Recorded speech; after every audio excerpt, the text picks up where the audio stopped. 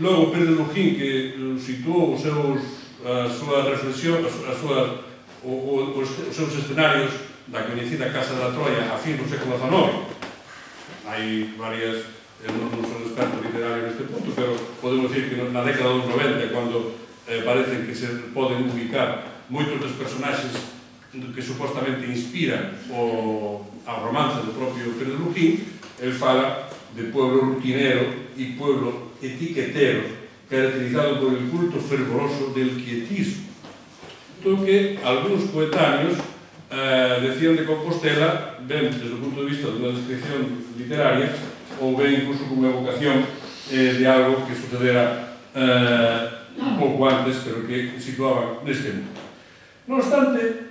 a cidade de Santiago, a fin do século XIX, tiña algúns elementos, eu creo que podía decirse que estaban na dirección dunha importante transformación.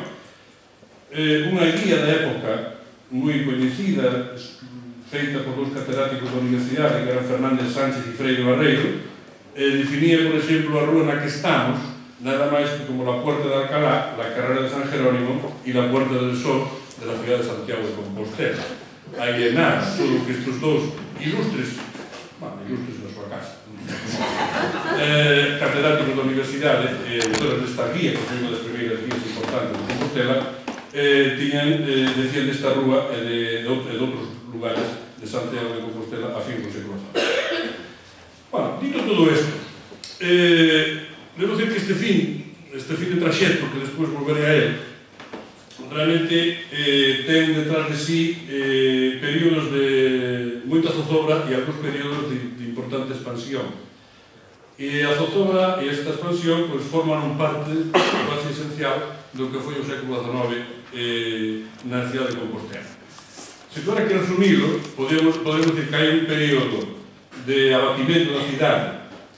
que, para seguir coas metáforas destes dous autores da Guía de Santiago de Compostela de 1955,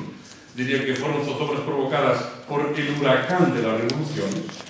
Na palabra huracán de las revoluciones hai, como ven ustedes, non un sentido positivo e admirativo, senón realmente unha connotación pejorativa. Que mal nos trataron as revolucións aos de Santiago de Compostela.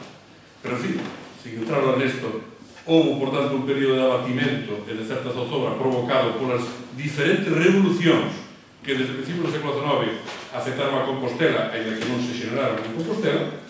Logo, a mediados do século, un período dunha certa recuperación económica, cultural, dun esplendor comercial que estivo vinculado sobre todo á chegada de camadas novas de líderes sociais e económicos procedentes en grande medida do exterior, que pilotaron un mínimo sector industrial,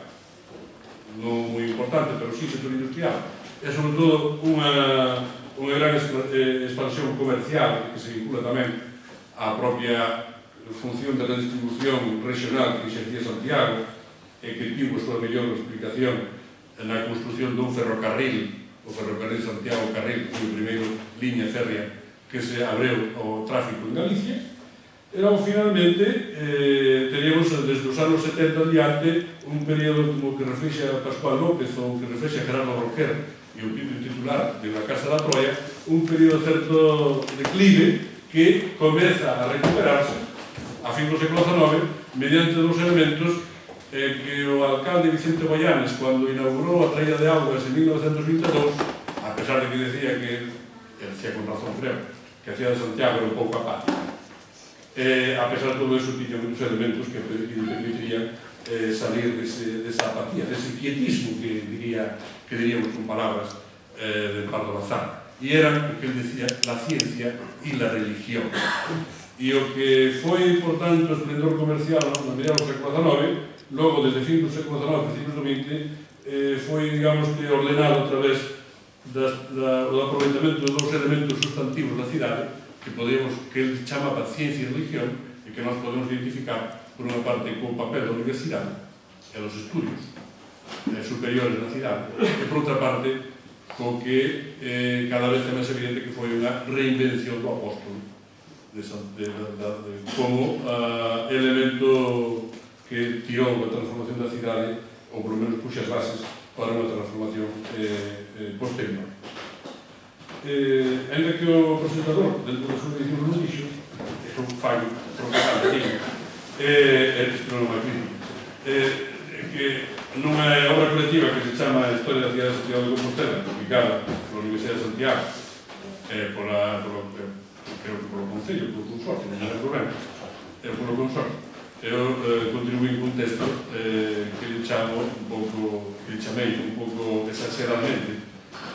Santiago de Compostela, la cidade dos dos apóstoles. En la cidade dos dos apóstoles, un era Santiago de Compostela, Santiago de Compostela, e outro era un apóstol que, a fin do século XIX, que vinculado sobre todo á ciencia, tuvo personalidade que foi Montero Ríos, e isto é do que les vou falar nesta ocasión.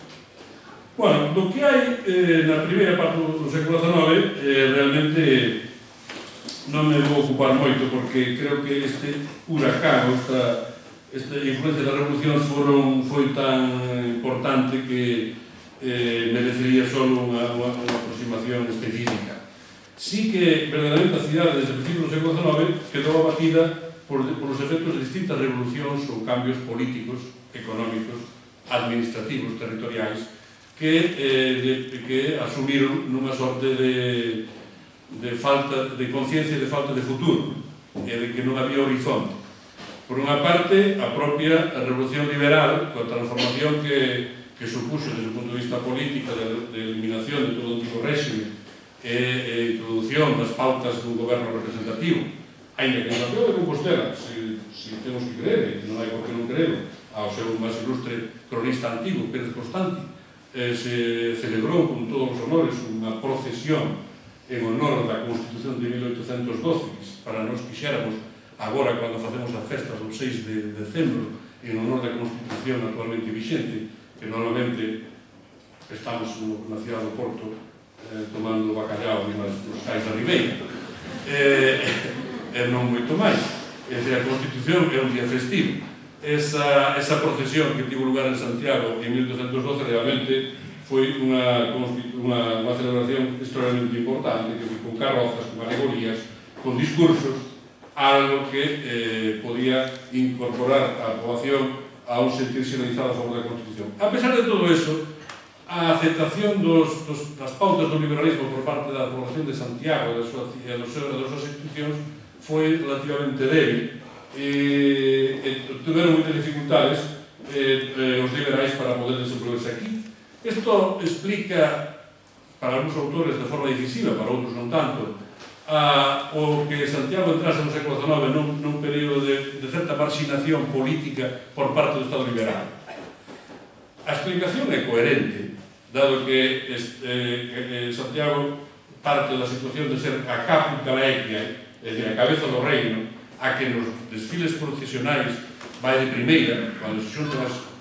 cando se fan as reunións das xuntas do Reino de Galicia, dado que son 7, van 3 pares e hai un que cerra, por fortuna, como había 7 daquela, a que cerrara era Santiago de Compostela, o propio tempo tiña dereito a cerrar por ser a cabeza do reino, por ter a diócese máis importante, ser a provincia máis poderosa, máis poboada, etc. Esa situación de caput galaequia é a que se comeza a poñer en discusión a partir de 1808, coa Revolución Liberal, e que afecta non só o aspecto político, senón tamén, como dixen antes, o aspecto económico e o aspecto territorial. Hai dos puntos que son importantes destacar, non? O primeiro é que, dado o peso que as institucións eclesiásticas tiñan na cidade, non só as institucións eclesiásticas de carácter secular, por exemplo, a Mitra, ou o propio Cabido, senón as institucións de carácter regular, monásticas e conventuais, todo o que supuxo reforma da Igrexa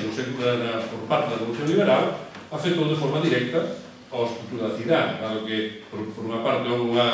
un proceso de exclaustración.